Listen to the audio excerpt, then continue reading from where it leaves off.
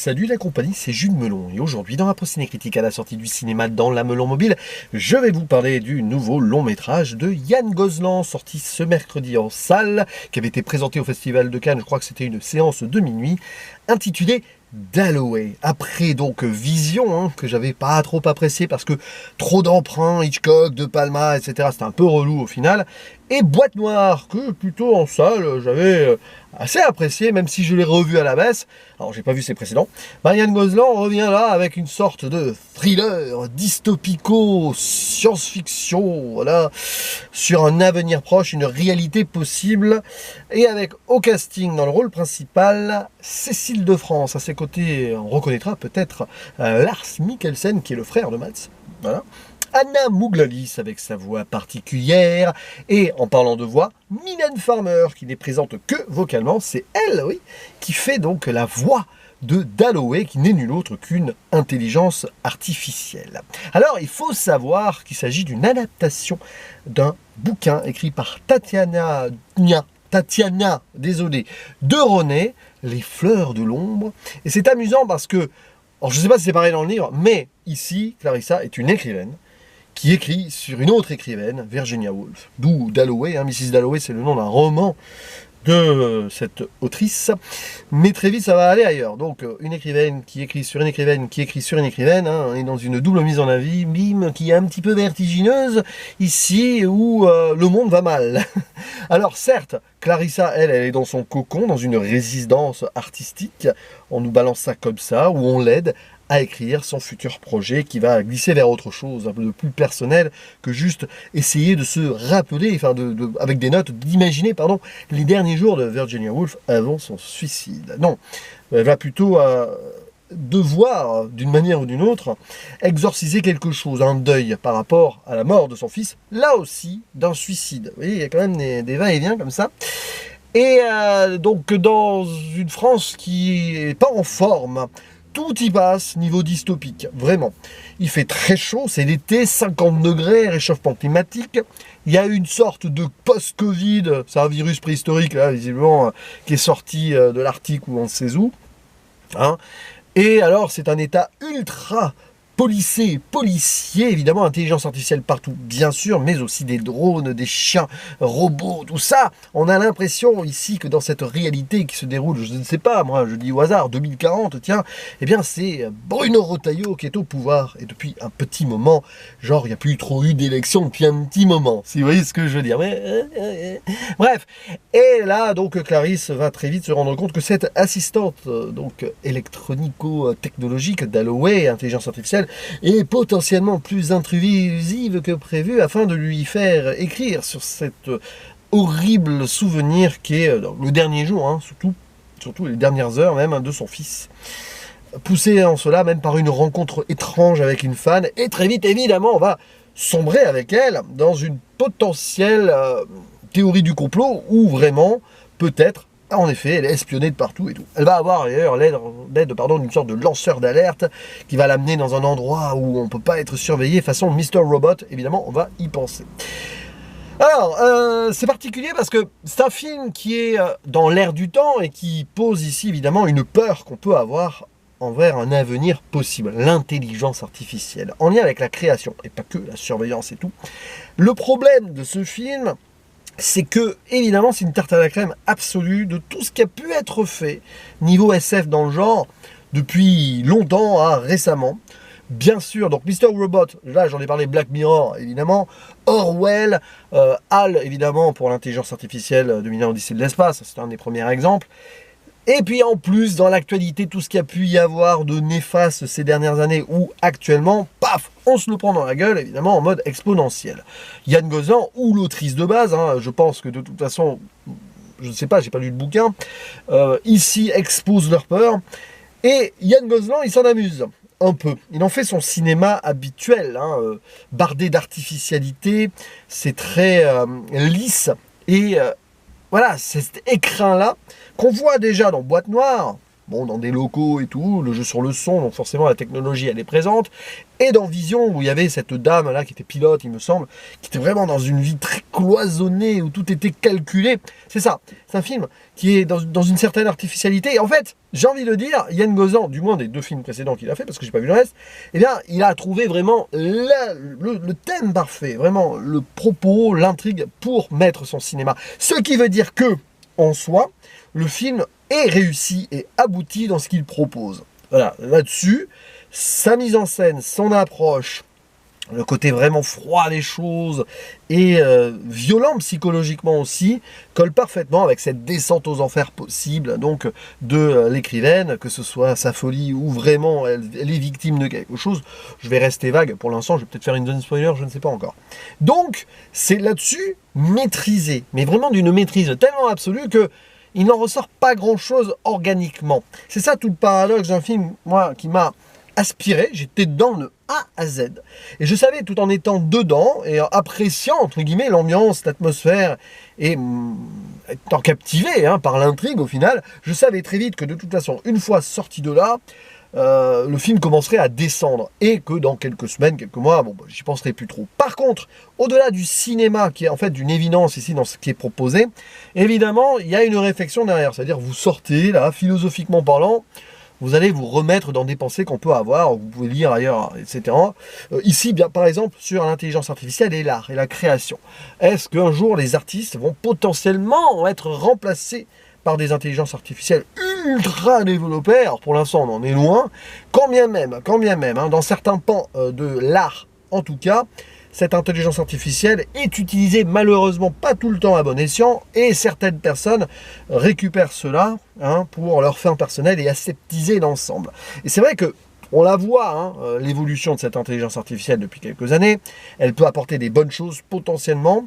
Elle peut poser des problèmes ailleurs. Ça dépend comment on s'en sert. Et comme notre monde vacille et bascule un petit peu quand même ces derniers temps, je ne vais pas faire un petit cours ici de géopolitique actuelle, c'est un petit peu inquiétant. Et ici, le film prend ce parti. C'est-à-dire que oui, ça a basculé. En plus, ça ne va pas. Bon, évidemment, les problèmes de ces dernières années à cause de l'humain et tout, bah oui, on est en plein dedans. Donc oui, on peut imaginer que dans quelques années, si ça continue comme cela, l'intelligence artificielle peut-être permettra en surface une forme de sécurité et d'aide, mais derrière, il n'y a plus d'humanité. Dans ce film-là, c'est un peu l'idée. Moi, j'ai un petit peu souri, par exemple, sur quelques choix de la part donc, du réalisateur, parce on voit qu'il soigne son propos, mais il le soigne pour l'ambiance et l'atmosphère. Je ne sais pas si lui, il a vraiment un avis sur la question. On sent vraiment qu'il veut faire son ambiance, quoi. Mais le choix, par exemple, d'Anna Mouglalis on va dire, patronne de ce lieu très aseptisé avec cette voix très sombre. Si vous connaissez la voix grave de cette actrice, c'est parfait comme choix d'actrice. Je suis sûr qu'elle a été castée pour cela. Et ça fait son effet. Le choix, voilà, un peu donc de Lars Mikkelsen en mode complotisto, lanceur d'alerte, on sait pas trop, on aide un petit peu, voilà, brut de décoffrage, c'est parfait aussi. Puis au milieu, vous avez Cécile de France qui joue très bien. La mère est pleurée, en deuil et tout. Il n'y a rien à dire là-dessus. C'est peut-être surligné par moment, mais ça, c'est l'écriture du film. Elle fait le boulot, il n'y a pas de problème. Mylène Farmer, avec la voix IA, parfait aussi. Elle arrive même à donner presque des intonations pseudo, imitation d'émotion par moment, évidemment, voilà. Et puis, bah, tout y passe. Quand je disais donc tout ce que j'ai cité par rapport à la dystopie potentielle, il y a aussi des moments de rêve et de cauchemar, bien sûr. Le jeu sur les images perdues d'un fils, tout ça. À un moment, il y avait même une photo retouchée. Récupérer la voix du gamin parce qu'on l'a filmé, elle peut régénérer la voix. C'est vraiment mortifère par moment. Tant et si bien, oui, bah, peut-être qu'on la drogue ou non, peut-être qu'elle est surveillée ou pas. Là, on rentre dans sa paranoïa renforcée par la chaleur, par le virus. Tout est là. Et c'est presque trop, en fait. C'est-à-dire que le film n'a zéro subtilité. Donc, techniquement, réfléchit-il le film au-delà donc de tout ce qu'il nous balance là? J'ai envie de dire, il essaye, mais réfléchit-il au-delà de tous les poncifs qu'on peut avoir dans ce style-là? Et je parle même pas que de la fiction, juste des conversations que vous pouvez avoir, ou si vous vous intéressez à des innovations technologiques, ou bêtement à l'actualité. Donc le film ne va pas plus loin que cela. Mais il est dans son air du temps, il peut faire mouche. Cependant, bah oui, mais si vous avez vu plein ou lu plein d'œuvres SF ou du genre dystopique, qu'est-ce que ça rapporte? Qu'est-ce que ça apporte? Pas grand-chose. Hein. C'est orwellien, c'est kadickien, c'est Black Mirrorien, Mr. Robotien, bref, Kubrickien, tout ce que vous voulez. Une nouvelle fois, après Vision, Gozlan ne fait que repomper et ressucer. Il le fait bien, il le fait super bien, et ça tient de A à Z, même si la conclusion, j'ai quand même des bémols. Bon, bah justement, spoiler, est-elle folle ou vraiment, il y a quelque chose au niveau de l'IA? Bon, bah oui, il y a quelque chose au niveau de l'IA. L'idée, donc, c'est que cette intelligence artificielle ultra développée va se nourrir des émotions des artistes dans cette résidence-là. On prend des artistes qui ont besoin, qui ont une fêlure, qui ont une brisure, comme beaucoup d'artistes en soi, et qui vont donc se confier à ces IA, qui vont ensuite générer des émotions et peut-être à terme remplacer l'intelligence artificielle. Donc oui, là le Danois, là, j'imagine qu'il est danois, hein, comme son acteur, avait raison, tout ça. Alors certes, il y a des fausses pistes, machin, comme cette poudre qui tombe, en fait, c'est peut-être vraiment du ciment, on ne sait pas, est-ce que l'eau est polluée ou non, peu importe, pas besoin en fait, c'est juste l'intelligence artificielle et ce lien qu'elle va développer avec Clarissa, qui fait que Clarissa est prise à son propre piège. Pourquoi? Parce que son deuil est terrible, évidemment il y a la part de culpabilité, elle est peut-être indirectement à l'origine du suicide de son fils, ok? Alors, vous voyez cette idée-là, hein, Virginia Woolf qui s'est suicidée, donc elle rêve de son fils qui s'est suicidé, mais pas dans l'eau finalement, il s'est jeté, donc il y a des fausses pistes, même dans les rêves et tout, des liens qu'on peut faire. Évidemment, à la fin, on le sent, moi je l'ai vu venir, mais très vite en fait, elle va se suicider comme son fils, la boucle est bouclée, une fois quand même que l'IA est triomphée, parce que dans le film, à la fin, l'intelligence artificielle, cette grande corporation, Casa, qui est une sorte de Amazon du futur, qui a tout, hein, du streaming et tout, tout, eh ben, a triomphé, elle a pu faire son bouquin, aidée par Dalloway, et c'est presque autant Dalloway qu'elle qui l'a écrite, elle s'est laissée aller, parce que de toute façon, pour aller au-delà de son deuil, et lâcher sa souffrance absolue, elle a été obligée d'aller au-delà de tout, et donc, elle a cédé, elle a fait le bouquin, mais c'est pas ça qui l'a sauvée, une fois publié et tout, elle se rend compte du délire, et elle plonge. Elle est morte, en fait. Cette dame est morte depuis le début, d'une certaine manière. Ok. Bon, cette fin est un petit peu... voilà, mais bon, ça va avec l'absolue nécessité d'un truc qui est déjà dans une tarte à la crème globale. Mais il y a tout ce passage avant où elle va à Caen avec son ex. Ça, c'est en trop. Ça sert à... En fait, ça ne sert à rien, ça, vous voyez. Vous pouvez presque l'enlever et finaliser de la même manière. C'est bon... en retouchant 2-3 trucs et tout, mais bon, pourquoi pas, c'est pas parce qu'elle va quitter Paris finalement qu'elle va quitter sa souffrance, son deuil, son délire, mais son délire, il est là depuis la mort de son fils. Depuis la mort de son fils, de toute façon, ça finirait par craquer. C'est pessimiste même sur l'humain, en fait. L'humain, ici, nous est présenté donc, à travers une femme qui n'a pas pu surmonter son deuil, et au final, bon, même si elle a réussi à écrire, bien derrière, elle va quand même céder, et doublement céder. Lâcher tout à l'IA pour la finalisation du roman et mourir aussi. Et l'IA d'ailleurs à la fin, le plan, hein, va pouvoir écrire son bouquin sur la mort de Clarisse. Hein. Voilà, c'est vraiment une boucle, hein. De la boucle d'un suicide à un autre et d'un suicide à un autre, Virginia Woolf, le fils et la mère, d'une autrice à une autre autrice, hein, l'autrice de base qui est adaptée ici, l'écrivaine qui bosse sur Virginia Woolf. Tout est bouclé, et ce monde en boucle, en fait, voilà, il est enfermé dans ce qui est un avenir sombre dans lequel on fonce tout droit, vers lequel on fonce tout droit, et dans lequel on y restera probablement éternellement. C'est peut-être ça le message, c'est pas joyeux.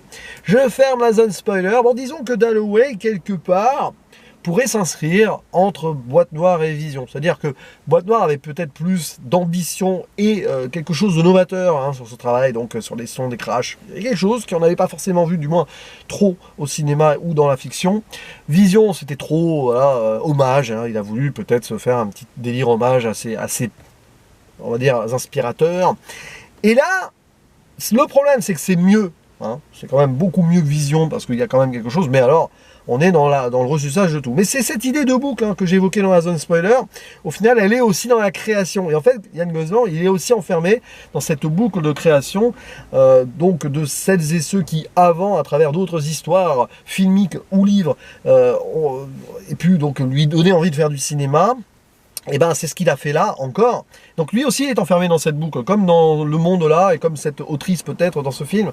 C'est particulier. Et donc voilà, le monde aseptisé, artificiel de cet avenir, c'est aussi le cinéma de Yann Gozlan, quelque part, qui est vraiment là, dans un truc évident. Mais il le fait bien. Là, il le fait mieux.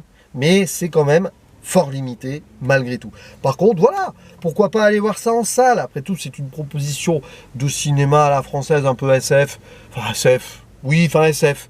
Dystopique, oui, c'est pas vraiment de la SF, hein, parce que tout ce qu'il y a là-dedans est potentiellement réaliste, hein. Oui, c'est à voir, pourquoi pas, après tout, ouais, hein, si vous l'avez en salle, voyez-le, mais bon, il y en a d'autres, hein, de films sympathiques, je pense, à découvrir cette semaine, malheureusement, certains que je ne pourrai pas voir, mais bon. Hein, pour celui que je verrai peut-être d'ici la fin de la semaine, l'autre nouveauté, bah, je vous en dirai des nouvelles plus tard, bien sûr. N'hésitez pas à dire en commentaire ce que vous pensez ici de ce Dalloway en précision là, ci-dessous, et on en discute bien sûr. Allez, je vous dis à la prochaine, ciao!